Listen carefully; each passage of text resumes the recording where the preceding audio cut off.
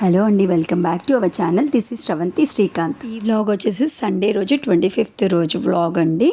25th రోజు Sunday రోజు ఏంటంటే ఎర్లీ మార్నింగ్ పుష్కరాలకి బయలుదేరాం. అనుకోకుండా ఆల్ ఆఫ్ సడన్ గా ప్లాన్ చేసేసుకొని డే బిఫోర్ నైట్ ప్లాన్ చేసేసుకొని 25th మార్నింగ్ అంతా వెహికల్ మాట్లాడుకొని వెళ్ళాము. సో మా జర్నీ వచ్చేసి ఎక్స్పీరియన్స్ అంతా మీతో షేర్ చేసుకుంటున్నాను.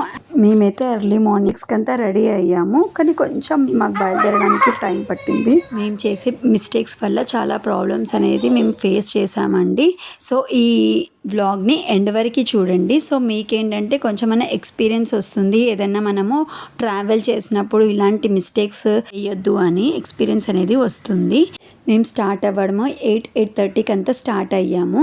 యాక్చువల్గా ఏంటంటే ఇంకా కొంచెం ఎర్లీగా బయలుదేరితే బాగుండేది. మేము బ్రేక్ఫాస్ట్ లంచ్కి ఫుడ్ ప్రిపేర్ చేసుకునేసరికి కొంచెం లేట్ అయిపోయింది. మేమైతే ఇలా అందరం గ్యాదర్ అయ్యి పుష్కరాలకి వెళ్ళడం అనేది బ్లెస్సింగ్ అనిపించింది. చాలా బాగా అనిపించింది మా జర్నీ.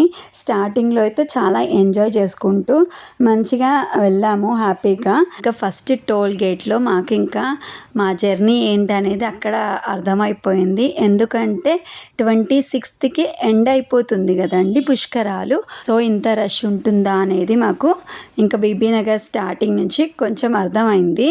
అండ్ అలానే అక్కడ కొంచెం రష్ ఉండి మళ్ళీ తర్వాత కొంచెం క్లియర్ అయిపోయింది. కొంచెం ఊపిరి పీల్చుకొని ఇంకా జర్నీని అయితే స్టార్ట్ చేసేసాము. ఇంకా జర్నీ అంతా ఇలా అడవి మధ్యలోనే వే అనేది ఉంటుంది. ఇక్కడ మనకి ఫుడ్ కూడా మనకి ఎక్కువ అవైలబుల్ ఉండదండి. సో మేమైతే బ్రేక్ఫాస్ట్ లంచ్ తీసుకెళ్ళడం చాలా సేఫ్ అయిపోయింది.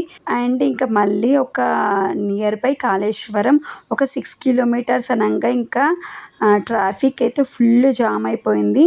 ఇంకా మనకి 3 kilometers మాకైతే లిటరల్లీ 3 hours 3.5 hours పైనే పట్టింది మాకు ఆ జర్నీ అవ్వడానికి.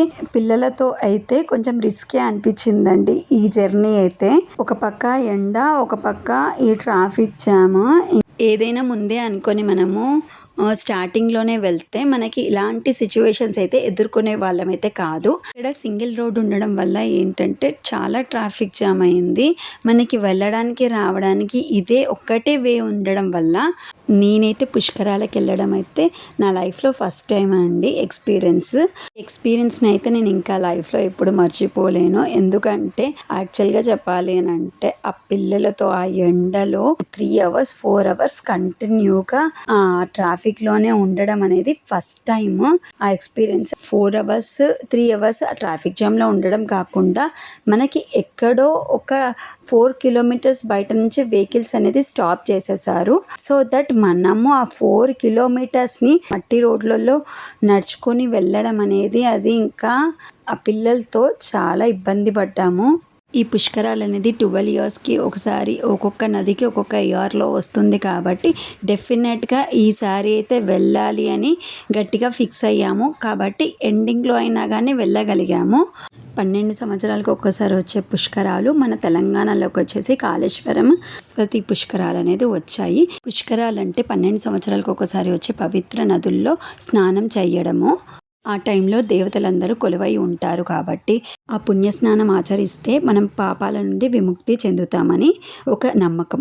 ప్రతి ఇరువురికి పుష్కర యోగం అనేది ఉంటుంది. సో ఈసారి వచ్చేసి మన కాళేశ్వరం సరస్వతి పుష్కరాలు అయితే వచ్చాయి. టకేలకైతే మేము నదికైతే రీచ్ అయిపోయాము. ఇక్కడ క్రౌడ్ అయితే బీభత్సంగా ఉంది, వీకెండ్ కాబట్టి ఇంకా అండ్ 1 day మాత్రమే ఉంది కాబట్టి. ఇంత క్రౌడ్లో కూడా మనకి ఎలాంటి ఇబ్బంది అయితే లేదు. ఇక్కడ ఫెసిలిటీస్ అయితే బాగానే చేశారు. ఇంత రష్లో అసలు వాటర్ ఎలా ఉంటుందో ఏమో అని అనుకొని భయపడ్డాము, కానీ నిజానికైతే ఇది ఒక అద్భుతం అని చెప్పొచ్చు. నిజంగా చెప్పాలంటే రోజుకి 5-6 లక్షల మంది వచ్చి పుణ్య స్నానాలు ఆచరించి వెళ్తున్నారు. అంత రష్లో కూడా ఆ నది పొల్యూట్ అవ్వకుండా స్వచ్ఛంగా ఉందనంటే ఇది ఒక అద్భుతమనే నిజంగానే చెప్పొచ్చు. అన్ని దేవతలు కొలువై ఉన్నారని చెప్పుకోవడానికి ఇదొక్కటే నిదర్శనం. మేమందరం అయితే మా పుణ్య స్నానాలను అయితే ఆచరించాము ఎంతో భక్తితో. పిల్లలం పెద్దవాళ్ళం అయితే బాగా ఎంజాయ్ చేసాం. ఇంత జర్నీలో మేము పడిన స్ట్రగుల్స్ ఇక్కడ ఒక్కసారి వచ్చేసరికి మొత్తం రిలీఫ్ అయిపోయినాము. చాలా హ్యాపీ మూమెంట్. మాకైతే బ్లెస్డ్ ఫీలింగ్ అనిపించింది. మేమైతే సూర్యాస్తమయానికి అయ్యేసరికి మా స్నానాలన్నీ కంప్లీట్ చేసేసుకున్నాము. ఈవినింగ్ మాత్రం సూర్యాస్తమయం సమయంలో నది ఈ వ్యూ అయితే చాలా బాగుంది. ఇంకా ఇక్కడ రిటర్న్ వెళ్ళడానికి ఇంకా రెడీ అయిపోయాము. సో ఇక్కడ వ్యూ చూసారంటే చాలా బాగుంటుంది. అండ్ ఇంకా మనకి ఇక్కడ ఎడ్ల బండులు కూడా కనిపిస్తున్నాయి. పర్ హెడ్ 100 రూపీస్ అంట. చాలా కాస్ట్లీ అనిపించింది.